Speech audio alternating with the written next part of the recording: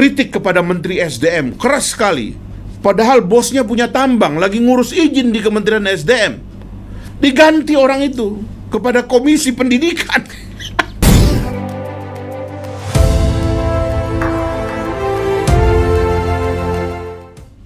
Jumpa kembali dalam acara Talk Show Politik bersama Bung Fahri Hamzah. Kali ini dengan bangga kami hadirkan beliau sebagai singa podium yang sekarang berlabuh untuk menggelorakan Partai Gelora. Bung Fahri, Ya. kita kenal sebagai orang yang sangat keras memperjuangkan hak-hak rakyatan. Terus di kemarin DPR, orang yang paling keras bersuara untuk rakyat.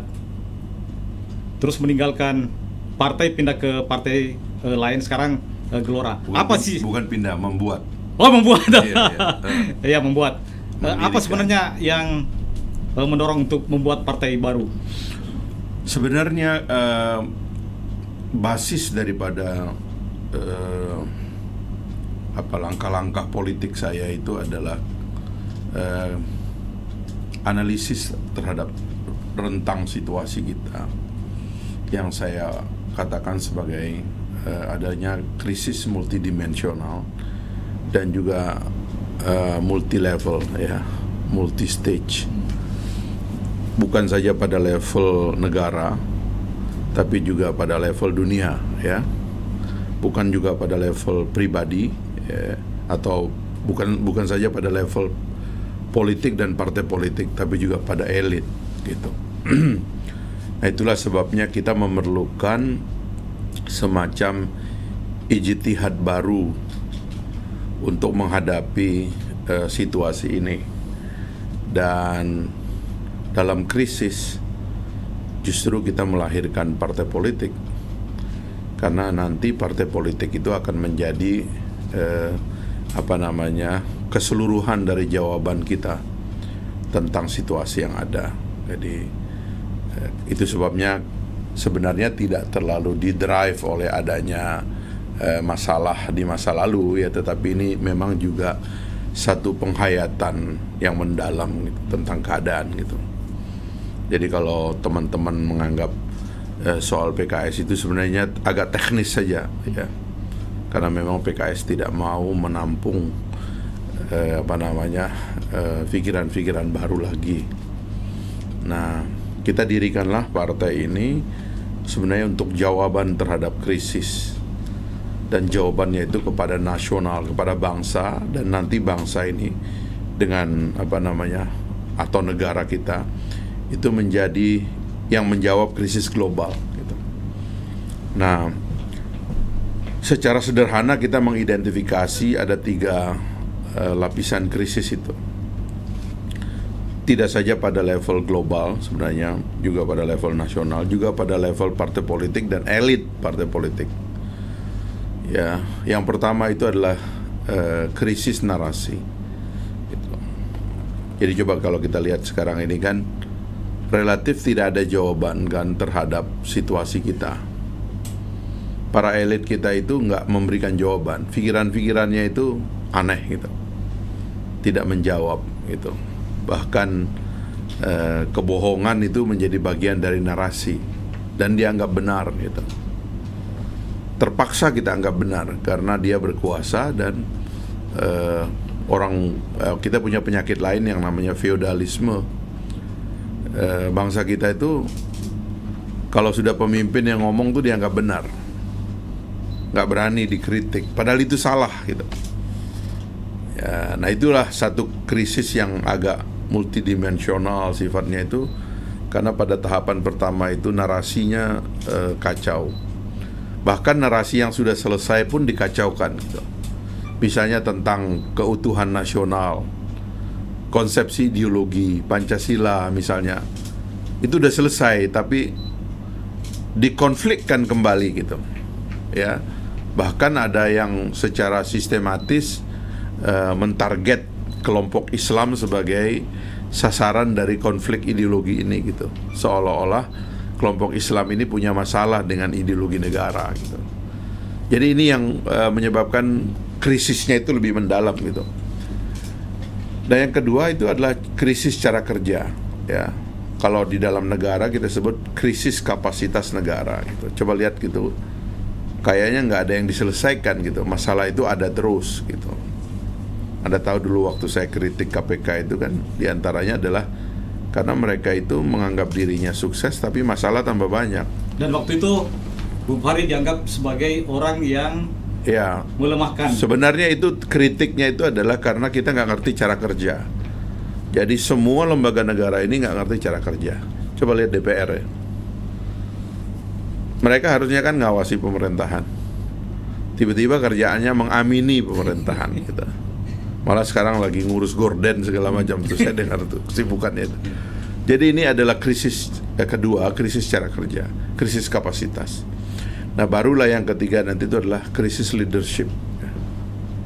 Itulah sebabnya kita nggak memiliki orang yang kita kagumi kembali gitu, kita puji langkah-langkahnya.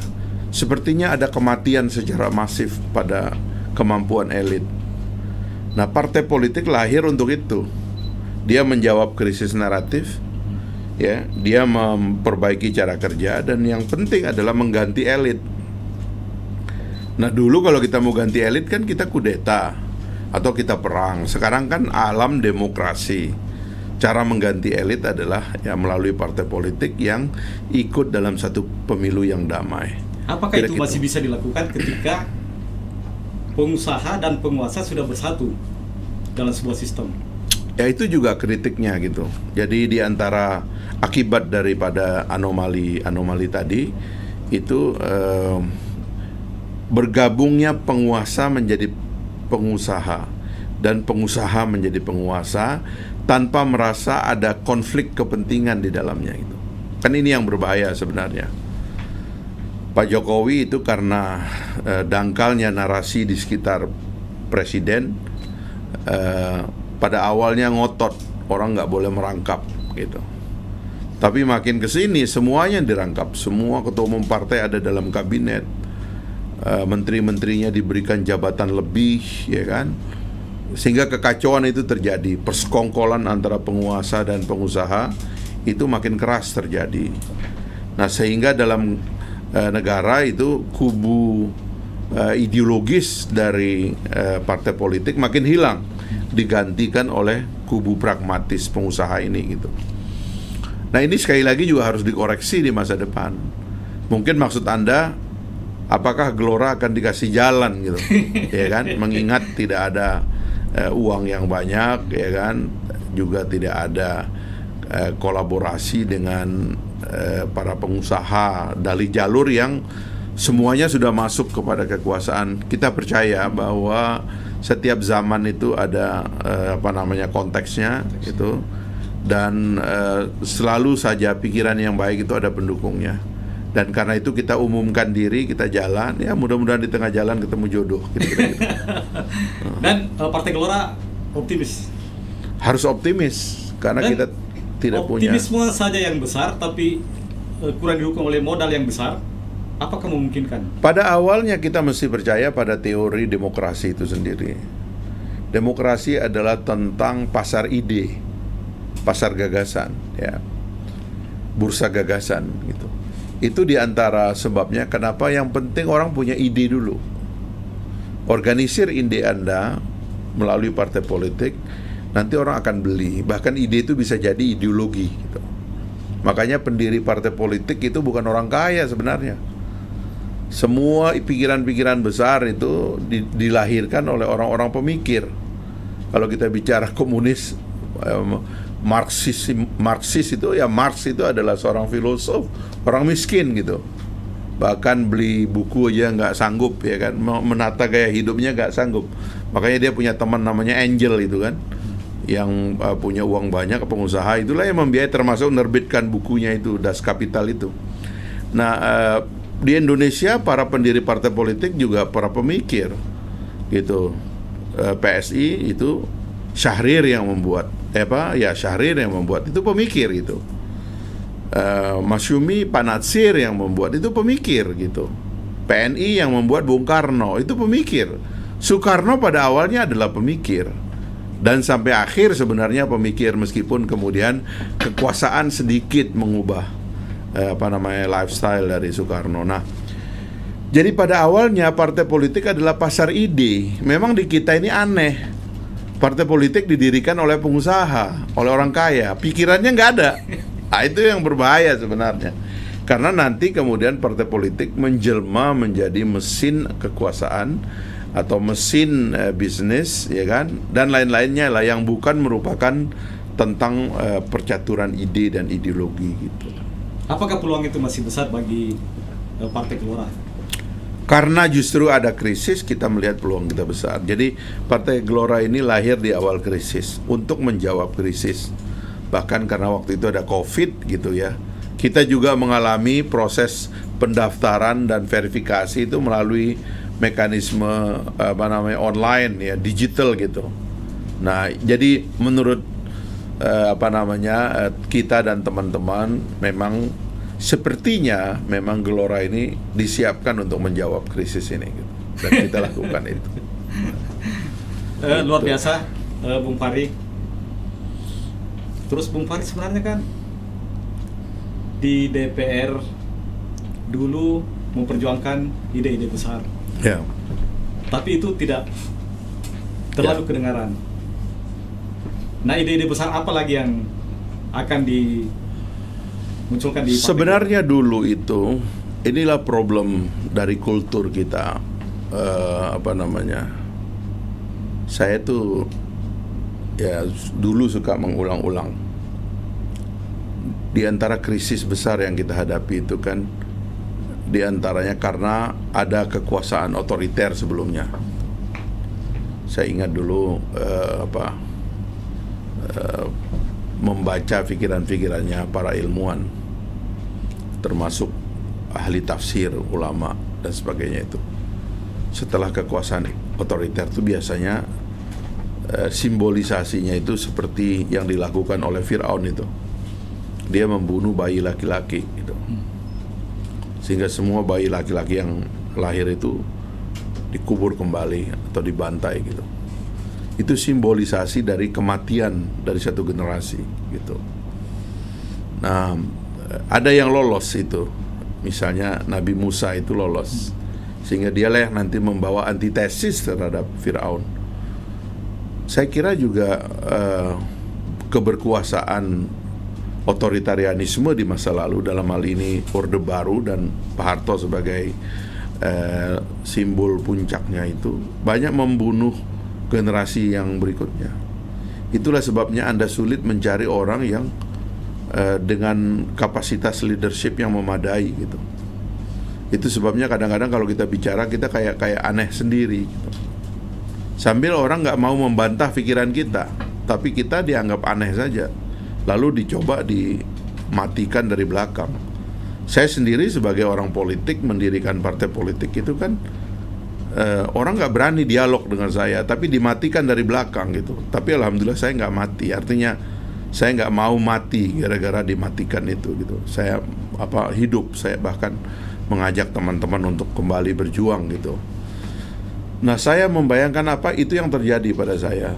Ya, sehingga kemudian sekarang kita mendirikan partai politik, dan saya tidak akan berubah dalam pengertian dulu saya udah bicara apa adanya. Dulu waktu saya ada di Senayan, paling tidak saya bisa katakan kerusakan itu nggak terlalu merajalela. Ya, seperti sekarang itu kerusakan merajalela karena nggak ada bantahan sama sekali dari Senayan.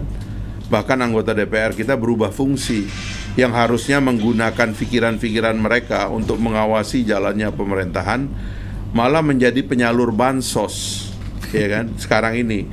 Dan dianggap penyaluran bansos itu lebih efektif daripada berbicara mengawasi jalannya pemerintahan. Nah, itu tadi karena gitu. Semua sepakat untuk mengaminkan itu dia. Dan yang repot lagi sekarang ini, eksekutif menikmati itu fungsi-fungsi penyaluran bansos oleh legislatif. Itu sebabnya saya lihat eksekutif itu menyalurkan bansosnya melalui legislatif. Bahkan saya lihat itu ya, saya kan suka mempelajari kelakuan anggota dewan tuh. Oh, dia lagi nyalurkan bansos. Dengan bangganya, ini bansos, ya kan? Dari departemen ini bansos dari kementerian ini, ya kan? Tanpa merasa bersalah bahwa itu sebenarnya penyimpangan dari fungsi dan kerja mereka yang harusnya mereka berteriak di Senayan sana agar undang-undangnya beres, agar alokasi anggarannya benar dan berefek kepada kesejahteraan, dan agar pemerintah diawasi supaya tidak melakukan penyimpangan. Lah ini enggak, pemerintahnya menyimpang, undang-undangnya kacau kayak Omnibus Law, undang-undang ibu kota negara dan sebagainya itu.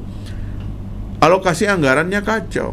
Anggaran pada saat krisis dihabiskan untuk yang tidak-tidak. Padahal kita harus menyiapkan antisipasi terhadap krisis masa depan. Utang kita menggelembung, nyaris tidak melalui mekanisme parlemen. Dan DPR membiarkan saja eksekutif berutang ugal-ugalan. BUMN berutang ugal-ugalan. Menteri BUMN-nya pengen nyapres lagi, padahal ini berantakan semua kerjaan-kerjaannya itu. Itu tidak ada kritisisme. Karena dugaan saya, terutama kalau BUMN itu kan paling efektif itu untuk kong kali kong dengan legislatif. Karena mereka bisa memakai BUMN CSR-nya lah, apalah namanya itu, untuk disalurkan melalui anggota dewan supaya dia nggak kritik policy-nya gitu. Nah itu yang saya kira cukup tragis dan menyedihkan kita semua. Nah, bagaimana ke depan Partai Gelora ini dengan Presiden threshold? Ya, kita lagi mengajukan judicial review terhadap threshold.